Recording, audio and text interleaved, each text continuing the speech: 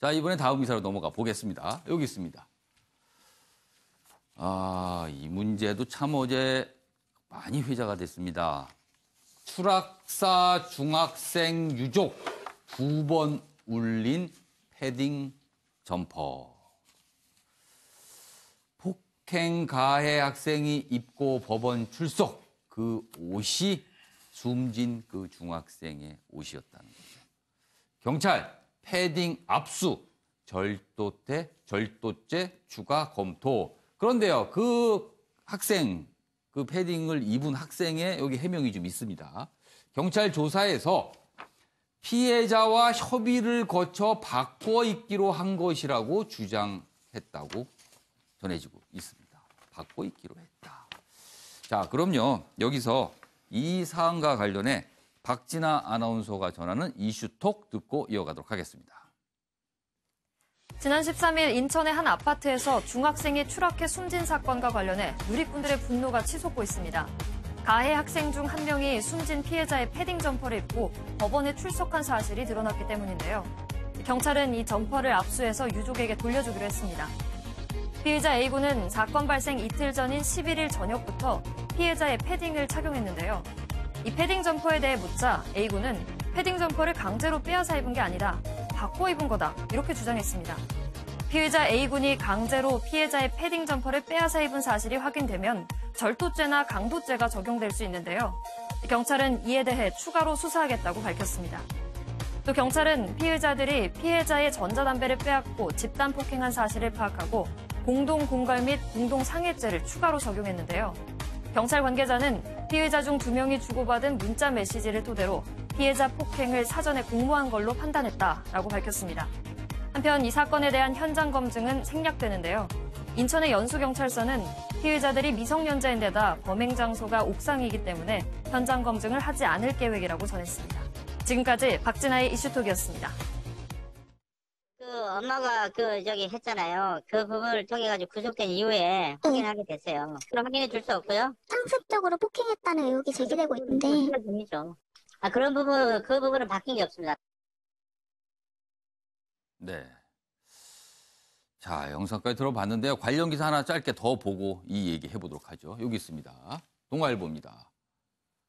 가해 학생들 종종 집 드나들어 아들 때론 겁에 질린 듯 보였다. 추락사한 인천 중학생의 엄마의 말입니다. 아직도 믿기지 않아요 하면서 이런 얘기를 했습니다. 엄마의 얘기죠. 자, 김선희 평론가. 네. 사건 자체도 충격적이지만 그 옷 부분 때문에 더 많은 국민들이 좀 놀라면서 그리고 그렇습니다. 많은 분들이 또 분노하면서 네네. 이런 일이 있었습니다. 예. 참 안타까운 일이 벌어지고 있어요, 계속. 네네. 예.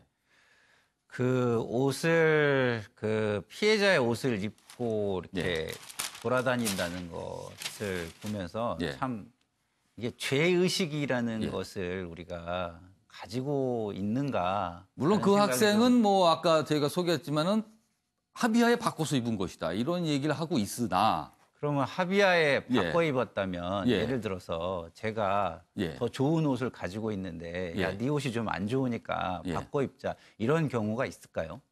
예?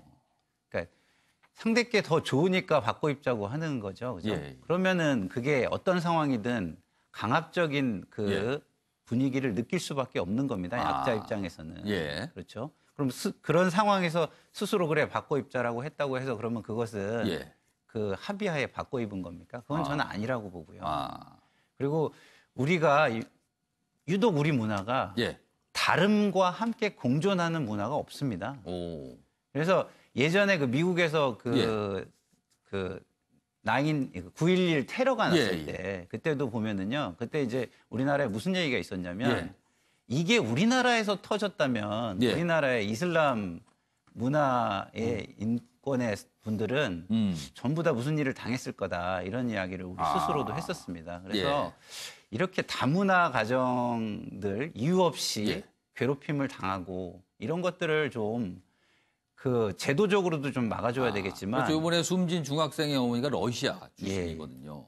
그래서 문화적으로도 좀 우리가 이렇게 다 같이 좀 이렇게 막을 수 있는 것들을 많이 이야기하는 그런 공간이 좀 많이 마련됐으면 좋겠다. 이런 안타까운 마음을 제가 좀 많이 가집니다. 이규환 변호사, 요 문제 패딩 관련해서 경찰 쪽에서도 이제 수사를 좀 하는 것 같아요. 그럼 이거는 글쎄 이게 무슨 이게 법적으로 좀 어떻게 되는 겁니까? 이런 거는.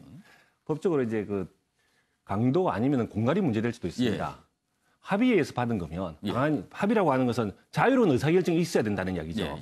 자유로운 의사결정이라면 당연히 범죄가 안 되는 것이고 어쨌든 의사의 하자가 있었다면 두 가지로 분류될 수가 있는데 하나는 강도죄고 하나는 공갈죄예요. 강도죄는 칼을 들이대다시피 의사가 완전히 억압됐을 경우에 그때는 상대방 의사는 아무리 무시하고 그냥 뺏어왔을 때는 강도가 되는데 혹시 상대방이 처분 행위는 있었지만 예를 들어서 어쩔 수 없는 억압적인 상황에서 죽이 싫었는데 압박이 있어서 죽이 싫었는데 안 주면 큰일 나겠다 싶어서 자기 의사를 주게 됐을 때 이럴 때는 공갈이 되는 거거든요. 그건 또 공갈이 됩니다. 그래서 제가 봐서는 만약 강도죄가 성립 안 된다 하더라도 최소한 공갈죄는 되지 않을까 싶습니다. 왜냐하면 그 자리에서 4명이 있는데 바꿔 입자라고 이야기를 하게 되면 어떤 두려워서라도 바꿀 수밖에 없게 되고 그랬을 때 상대방은 다 주어서 받은 거다라고 이야기하기 때문에 아마 자유롭게 입고 오지 않았을까 싶은데 어쨌든 법적으로는 최소한 공갈에는 해당될 가능성이 높다. 이렇게 볼 수밖에 없게 되는 거죠. 자, 아무튼 안타까운 내용입니다. 자, 이번에도 좀 생각해 볼 문제로 좀 넘어가 보겠습니다. 여기 기사가 있습니다. 수능 계속 논란이 되고 있습니다, 지금. 찍기보다 낮은 정답률 18%. 오지선다면 20%가 기본 아닙니까? 근데 그거보다 낫네요. 욕먹는 수능 문제 왜 나올까? 이렇게 제목이 되어 있습니다. 왜 나오는 겁니까, 진짜? 여기 설명이 좀 있군요. 최고 난이도 국어 31번, 이의 제기만 30여 건. 출제 때 최저 목표 정답률 20%에도 못 미쳐. 출제 참여 교사 설명을 했습니다. 1에서 9등급 줄 세우기 위해 최대한 어려운 문제 낼 수밖에 없다. 이런 사정이 있다. 전문가들은요. 이거 문제 있다. 대안은 절대평가 서술형 문제 출제를 해야 되는데 그런데 또 그것도 문제 있어요. 공정성 논란은 어떻게 할 것이냐. 서술형 문제 채점, 이 공정성 장담할 수 있느냐. 이렇게 나오고 있다고 합니다. 최영철 편집위원님. 수능 국어 30월 문제 계속 논란이 되고 있고요. 제가 좀 다른 기사도 좀 찾아서 왔는데 수능 국어 문제를 본 학원 강사 말이 이 문제는 말 그대로 괴물이어야지만 풀 수 있다라고 대답을 했어요. 출제자를 완벽히 이해하는 학생이 아니고서는 풀기 어렵다까지 반응이 나왔습니다. 어떻게 생각하십니까? 저도 그렇게 생각합니다. 저도 문제를 봤는데요. 국어 지문이 굉장히 길어요. 국어 지문이 너무 긴 바람에 학생들이 끝까지 문제를 못 푼다고 그러더라고요. 그 정도로 어렵다는 건데 결국 그런데 이번에도 만점자가 4명이 나온답니다. 그러면은 아까 그 하웅 강사 말대로 괴물이군요. 그렇죠. 괴물이 탄생하는 거죠. 그 괴물을 탄생시키기 위해서 우리나라에 사교육이 존재한다는 것이죠. 공교육으로는 이건 못 풀죠. 사실 이번에도 수능 만점자 4명 가운데 재학생 1명 나왔고 재수생이 3명이 나왔습니다. 그러니까 재수생으로 가서 엄청나게 공부를 더 한다는 거죠. 그렇지 않고서는 좋은 대학에 못 간다는 것인데 이것은 결국 우리나라 제도가 공교육을 포기하겠다는 것이죠. 그러니까 엄청난 자본을 투입해서 많은 사람들이 사교육 시장에 자기의 돈을 내고 또 사교육 시장에 자기가 교사로 뛰어들고 거기에서 돈을 버는 이런 순환 구조가 계속하고 있지 않습니까? 그러니까 이게 해결이 안 되는 거죠. 그러니까 저런 어려운 문제는 사실 학교에서 가르쳐줄 수가 없습니다. 그렇죠. 그러니까 지금 모두가 재수가 필수라고 하는 이유는 3년 동안 배워서는 저 문제 못 푼다는 거죠. 그럼 결국 재수를 해서 학원에 가서 공부를 더 해야 이 문제를 풀 수 있다는 것인데 이 교육 이대로 놔둘 것인지 정말 그 교육 당국이 한번 깊이 생각을 해서 앞으로 10년, 20년을 보고 결단을 내리는 시점이 오지 않았나. 사실 이거 아무도 못 풀어요. 사실 저희 집사람이 공대를 나왔는데요. 공대를 나왔는데 저희 집 사람도 수학 문제를 보더니만 야 너희들 이 수학 문제를 어떻게 푸냐. 너무 어렵다는 거죠. 이른바 킬러 문제, 3점짜리 킬러 문제를 말씀하시는 거예요. 그러니까요. 이게 너무 어려워지는 거예요. 그러니까 이 사교육 시장에 자꾸만 가는 것이고 지금 사교육 시장에 가는 건 결국 이거죠. 극장에서 제일 앞에 사람이 일어섭니다. 그러면 뒤에 사람이 안 보이니까 뒤에 사람도 일어서요. 다 일어서네요. 결국에 다 일어선 거예요. 우리나라 전 국민이 사교육 시장으로 다 일어서서 중간에 어떤 분은 사다리 놓고 올라가신 분도 있겠네요. 그렇죠. 결국에는 반칙을 하지 않으면 승리할 수 없는 사회.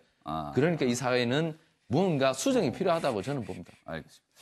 제가 발언 하나 좀 더 소개해드리겠습니다. 교육 전문가가 이번 수능과 관련해서 이런 말씀을 하신 게 있어요. 세계 수학자 대회에 온 전 세계 수학자들에게 수능 수학 30번 문제, 이른바 킬러 문제를 보여주고 풀어보라고 했더니 어떤 반응이 나왔는지 아십니까? 어이쿠! 라고 하면서 손도 못 댔다고 합니다. 김창현 교수님, 이게 우리 수능의 지금 현실이고 우리 아이들이 이런 문제를 풀고 있네요. 죄송합니다. 저도 교육계에 있으면서 어떻게 하실 거예요? 이런 모습을 보면 저도 예. 똑같은 불만인데 예. 물론 그 출제위원들은 예. 변별력을 찾아내기 위해서 예. 불가피하게 이런 문제를 낼 그렇습니다. 수밖에 없다는 아까 뭐 1에서 9등급까지 줄을 세우기 위해서는 어쩔 수가 없다. 예, 그런 이제 강박관념에 시달리고 예. 있는 건 현실인데요. 예. 그렇지만 수능생들에게 너무나 많은 고통을 주고 또 예. 사교육을 내가 몰아가는 그런 원인이 되는데 문제는 그렇다면 예. 이 변별력을 줄이는 대신에 쉽게 내주면 또 예. 괜찮으냐. 그러다 보니까 그러면 내신, 지금 내신을 좀 더 존중하자 이런 얘기 나오는데 이 불신이 예. 높다 보니까 대학에서는 각 고등학교에서의 내신을 믿기 예. 어렵다 이런 상황으로 가다 보니까 저는 두 가지를 꼭 말씀드리고 예. 싶어요. 아까 중학생 그런 문제도 나왔는데 예. 우리 사회가 어느 날부터는 일등주의와 예. 무조건 이 경쟁으로 내몰다 보니까 중학교, 고등학교 이런 쪽의 학생들이 너무나 이 뭐랄까요 공부에 대한 강박관념만 많아지고 줄 세우기만 이루어지다 보니까 어떻게 하면 일등주의를 좀 줄일 수 있을까 이런 부분 하나 하고 또 하나는 전반적으로 우리 사회의 신뢰성을 회복해야 된다.